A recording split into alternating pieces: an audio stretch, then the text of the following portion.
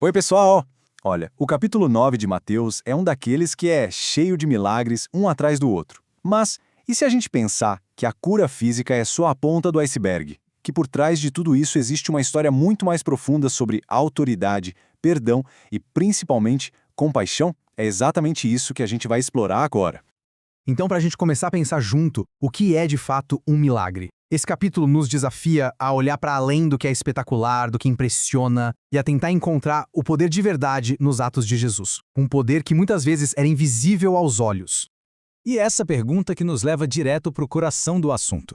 Essa citação da comentarista Rosana Barros é perfeita, porque ela coloca o foco exatamente onde Jesus colocou, na cura da alma. O perdão, e não a cura do corpo, era a verdadeira maravilha acontecendo ali. Beleza, mas como é que essa ideia do perdão aparece na prática, né?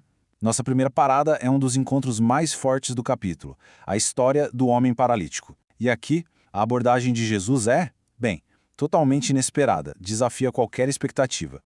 Imagina só a cena. É bem dramática. Amigos leais carregando um homem numa maca, abrindo caminho no meio da multidão. A necessidade dele era óbvia, física, urgente. Todo mundo ali em volta esperava uma única coisa, uma cura física, na hora. Só que aí, as primeiras palavras de Jesus são um choque.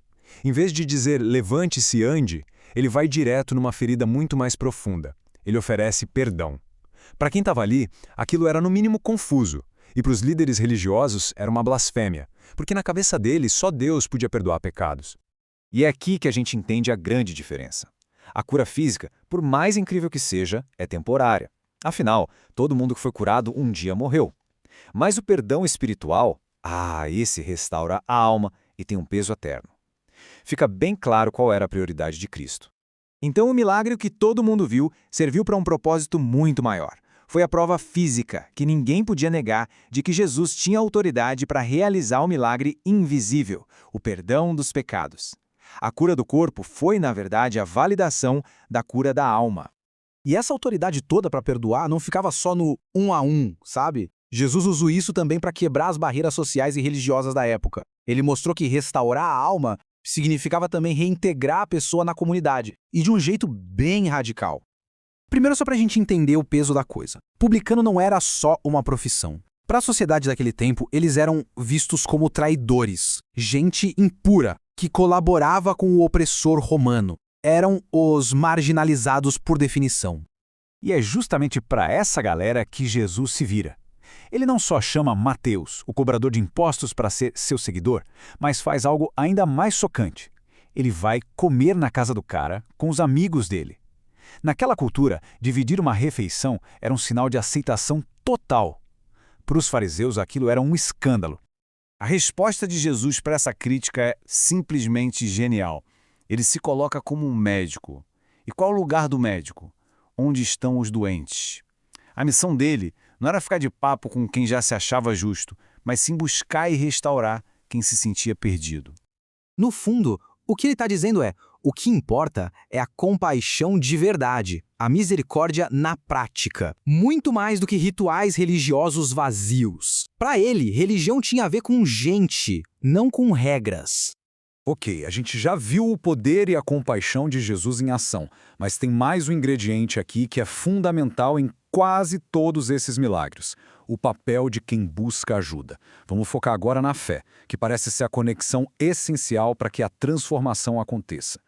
Quando a gente olha para as curas todas juntas em Mateus 9, a gente começa a notar um padrão. Primeiro, a universalidade. Ninguém é excluído. Segundo, a necessidade é sempre real, profunda.